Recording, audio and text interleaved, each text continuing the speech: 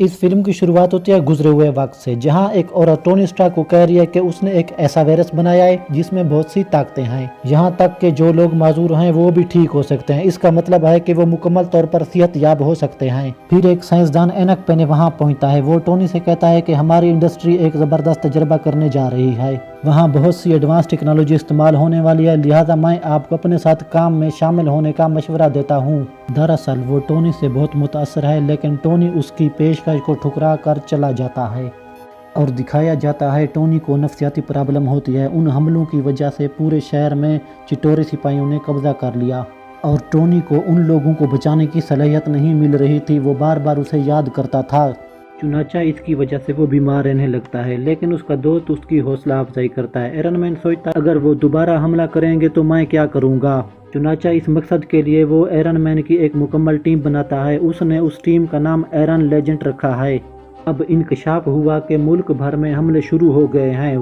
वो कोई और नहीं था क्योंकि ये बमबारी मैड्रान ही कर रहा है, यानी आयरन मैन का बॉडीगार्ड भी इसी मुल्क में है जो इन हमलों की वजह से बुरी तरह से जख्मी हो गया था। टोनी उसे बहुत पसंद करता है, लिहाजा टोनी को बहुत गुस्सा आता है। टोनी प्रेस कॉन्फ्रेंस में ऐलान करता है कि अगर ये हमले बंद न हुए तो मैं मैड्रान के साथ बहुत बुरा सलूक करूंगा, लेकिन ऐसा लगता है कि मैड्रान को ये नापसंद है, इसलिए वो टोनी के घर को निशाना बनाता है, जिसकी वजह से टोनी का पूरा घर मुकम्मल तौर पर तबाह हो जाता है। टोनी के साथ वो लड़की भी होती है जिसने ये वायरस बनाया था, जिससे माजूर अफराद सेहत याब हो सकें। टोनी अपना सूट पहनकर आयरन मैन लड़की को बचाने के बाद वहां से चला जाता है, लेकिन आयरन मैन के सूट में खराबी आ जाती है, जिसकी वजह से वो किसी और जगह पर पहुंच जाता है। अगर वो चाहता तो अपने मुतवक्का मकाम पर वापस आ सकता था। दूसरी तरफ दुनिया ये सोचकर उदास है कि टोनी अपने घर के हमले में मारा गया, क्योंकि उसके बाद टोनी किसी को नजर ही नहीं आया। आयरन मैन ने उस गांव में एक बच्चे को देखा जहां वो गिरा हुआ था। उसे मासूम समझकर उससे बहुत बातें करने लगता है। अब टोनी को पता चलता है कि गांव भी तबाह हो चुका है, तो उसे इसी तरह बर्बाद किया गया जिस तरह टोनी के घर को निशाना बनाया गया था। वो समझता है इसके पीछे यकीनन मैड्रान ही है। अब टोनी ने इस पूरे मामले की छानबीन शुरू कर दी है।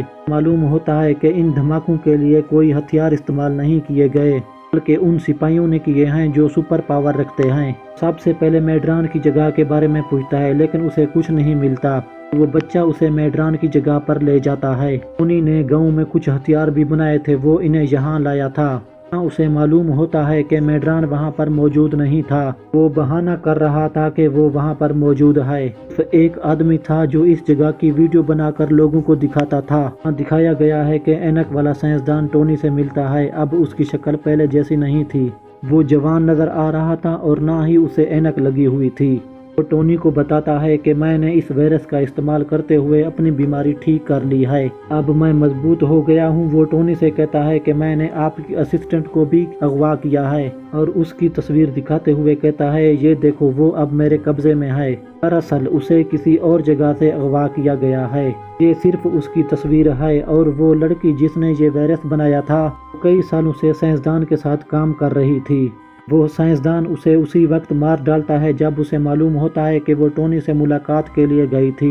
हम देखते हैं कि साइंसदान जदीद टेक्नोलॉजी से काम लेता था, इसलिए कोई उसका सुराग नहीं लगा सकता था। वहाँ जंग करने वाली मशीन भी मौजूद होती है जिसे टोनी का दोस्त चला रहा है। इसका मतलब वही लोहे का सूट जिसे वो पहनकर भाग गया था, लेकिन उस सूट का नाम अब उसी साइंसदान ने बदल दिया था। हकीकत में वो टोनी को जाहिर नहीं करना चाहता था। ये वही सूट है। सूट उसके पास लाता है। सबसे ज्यादा ताकतवर होने की वजह से टोनी खुद को बचाते हुए भाग जाता है, क्योंकि उसे मैड्रान की जगह का पता लगाना था। उसी दौरान टोनी को पता चलता है कि साइंसदान अमेरिकी सदर को कत्ल करने का इरादा कर रहा है।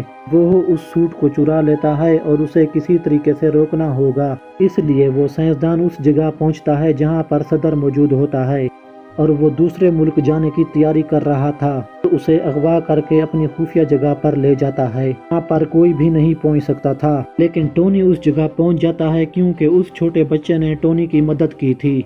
टोनी वहाँ जाकर मुसाफिरों को बचा लेता है, लेकिन जब सदर को बचाने की बारी आती है तो वो साइंसदान उसे लेकर भाग जाता है।